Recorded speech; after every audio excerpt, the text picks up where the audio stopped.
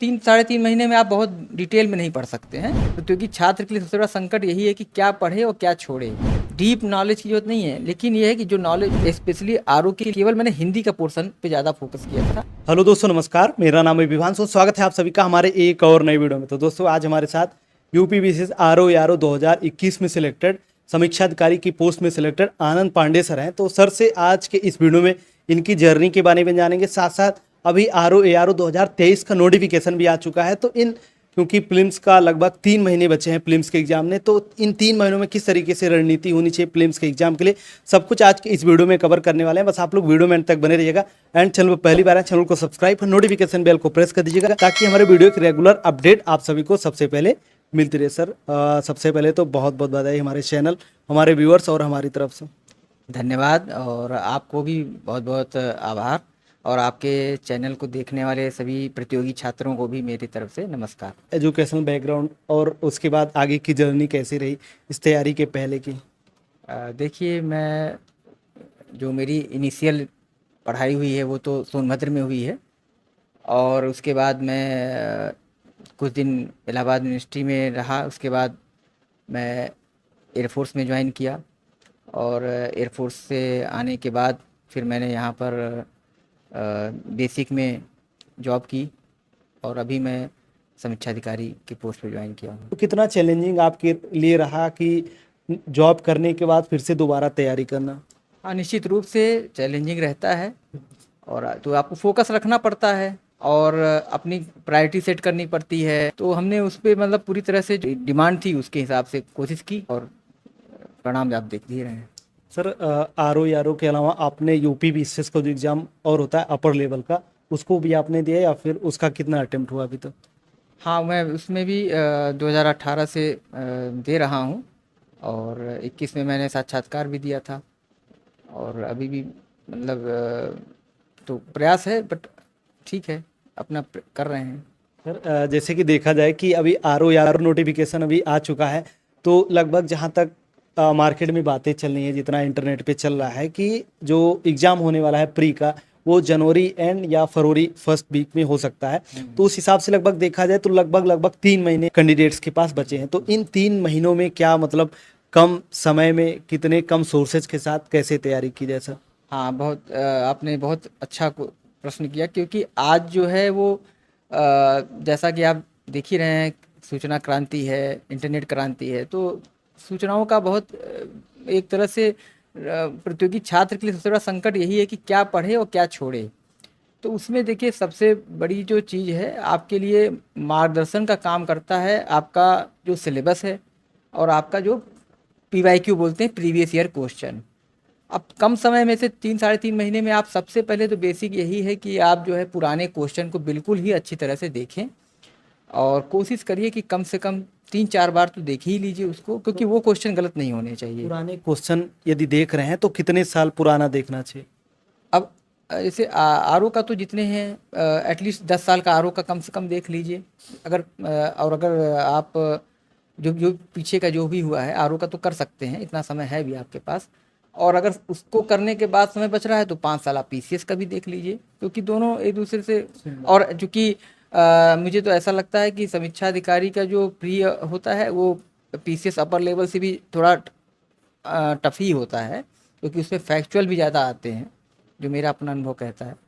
और मेंस में भी आपको चूँकि वहाँ ऑब्जेक्टिव ही देना है, और जो ऑब्जेक्टिव जो अच्छा कर लेता है तो कहीं ना कहीं उस पर जो, क्योंकि निबंध में और हिंदी के जो आपका सब्जेक्टिव पार्ट है मेंस में भी, उसमें एक थोड़ी सी तो अनिश्चितता होती ही है, क्योंकि वो सब्जेक्टिव है। और जो आपका ऑब्जेक्टिव पार्ट होता है, अगर वो आप बढ़िया कर लेते हैं तो कहीं ना कहीं आप औरों से लीड ले लेते हैं। सर, जो यूपी पीसीएस अगर प्री की बात करें तो जो अपर लेवल का एग्जाम है और आरओ का जो प्री होगा, इन दोनों में क्या डिफरेंस आपको क्वेश्चन के बेस पर लगता है?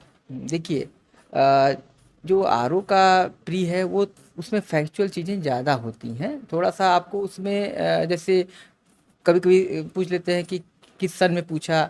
और जो अपर पीसीएस का है उसमें फैक्चुअल कंपेरेट तुलनात्मक रूप से कम होता है, और वहाँ पे थोड़ा थिंकिंग बेस के भी क्वेश्चन आते हैं, कॉन्सेप्चुअल भी ज़्यादा आते हैं।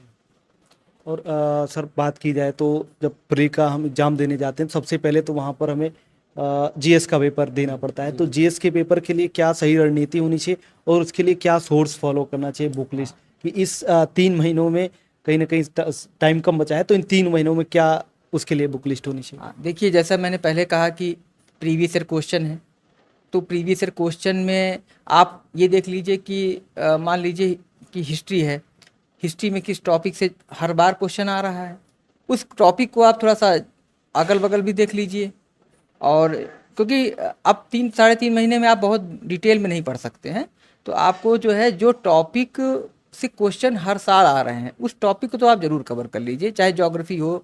और मैं ये भी कहना चाहूँगा कि हिस्ट्री और ज्योग्राफी थोड़ा सा ज़्यादा आता भी है, मुझे लगता है। जैसे कि आप मान के चलिए कि अब जैसे 2000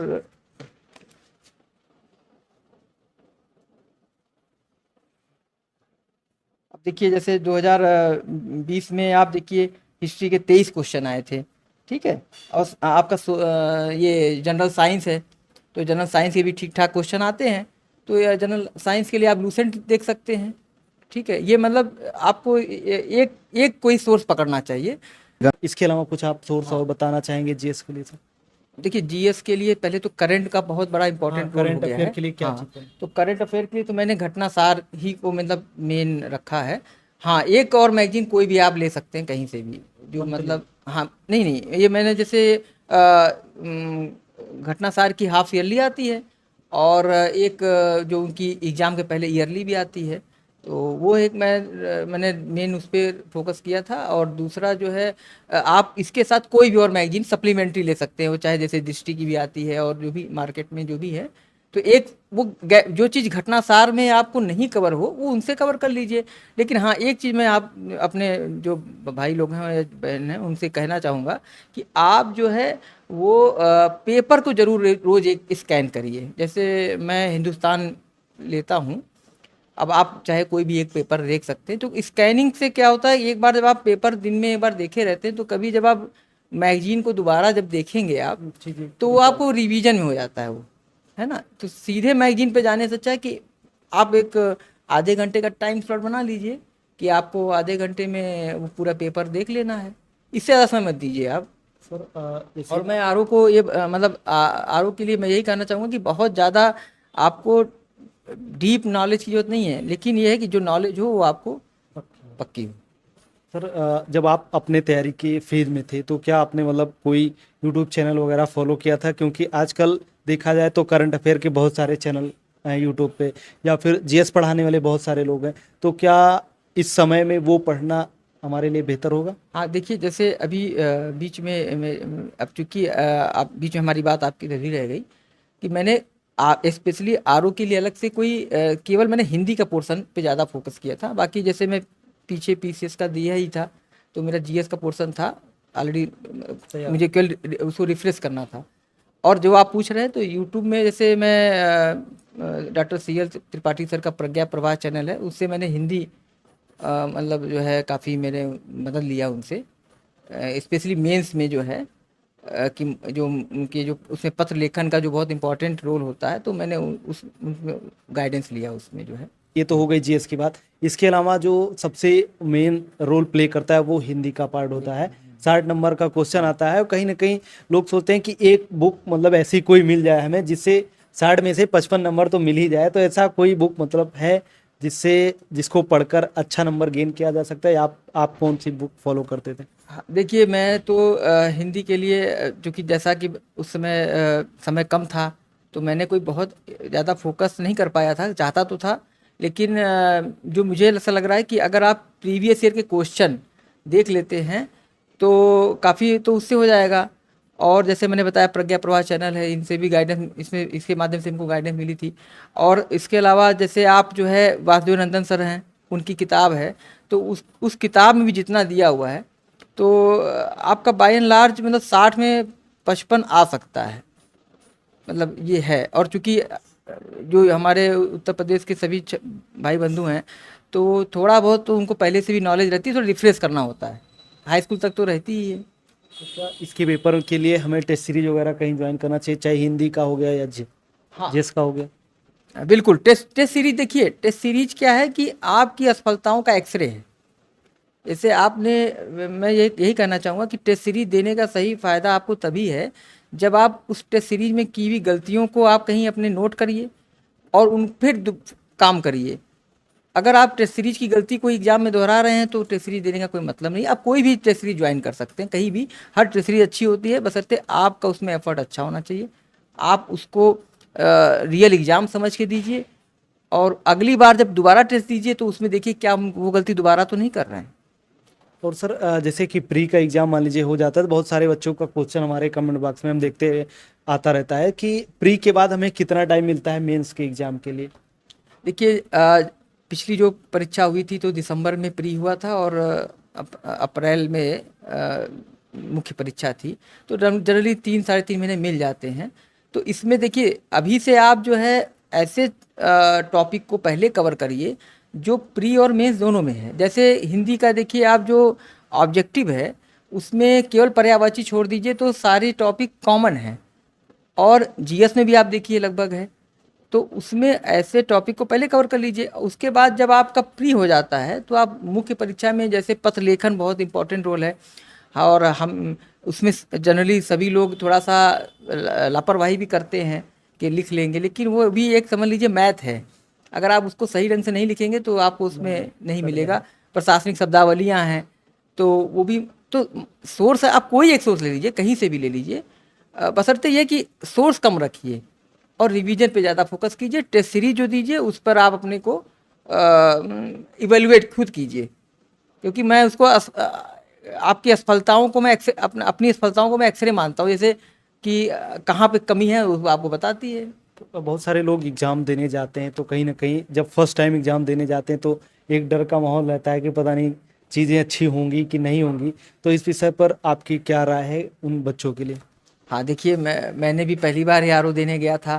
तो पहली बात तो कि जो जब भी मिलता है तो इंस्ट्रक्शन पूरे पढ़ने चाहिए, क्योंकि इंस्ट्रक्शन में कभी कभी ऐसी कोई बातें होती हैं जो नहीं आ जाएं तो आपको एक दिमाग में रहेगा कि वो हमने पढ़ा नहीं पढ़ा। तो एक सिस्टमेटिक यही है कि जब भी आपको आंसर शीट मिले कि तो आप जो है पूरी ढंग से उसको एक बार समझ लेकर के पहले इंस्ट्रक्शन पढ़िए।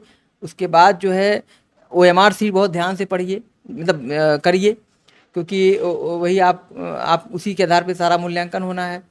और जैसा कि मैं अपना अनुभव बता रहा हूँ कि जब मैं मुख्य परीक्षा दे रहा था तो हिंदी में मुझे जो है वो लास्ट में ओएमआर शीट मैंने भरा तो समय मेरा कम हो गया।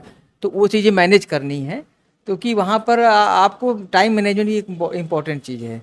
अगर आप क्योंकि टाइम मैनेजमेंट अगर आप नहीं कर पा रहे हैं तो कहीं ना कहीं आपका परफॉर्मेंस अफेक्टेड होगा उससे। आपका बहुत बहुत धन्यवाद सर कि आपने हमारे व्यूअर्स को इतनी अच्छी गाइडेंस दी। थैंक यू, धन्यवाद आपका भी।